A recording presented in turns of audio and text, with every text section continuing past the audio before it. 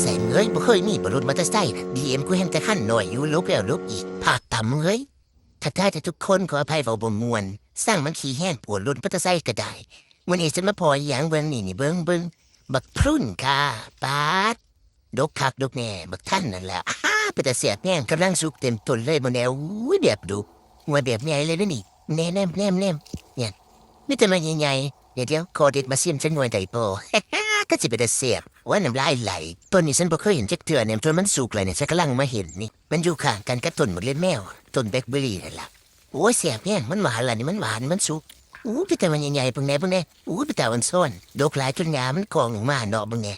มันมีคนมาเก็บเลยได้นี่หรือว่าเขาบ่กินกันเพราะฉันก็บ่ฮู้คือกันพันธุ์นี่มันพันธุ์สีม่วงนี่หน้ามันสุกมันสีม่วงดำๆนะปุ่มนี่คือออกสีแดงๆน้อยเหิมมันเด้นี่มันกำลังเหิมตัวนี้เอ้าตัวละ5 ขวบเลยแต่กับแปลกเด็ดปักท่านหรือฝรั่งเศสมันมีหลายสีเนี่ยตัวนี้เป็นสีม่วงสีแดงก็มีสีแดงก็หวานคือกันแต่สีเขียวฉันมักแห้งสีเขียวมันสิหวานกว่าหมูเลยสีเหลืองนี่สีออกสูงด้วยสีเหลืองมองนี่ไปเอาสารมาปูนางกินแน่นี่โอ้ยเต็มตุนเลยนี่นางอยู่ใต้ห่มมันนี่กินแล้วก็นอนเว้นเลยบัดนี้ขอตัวไปกินบักพุ่นกันได้จ้าบาย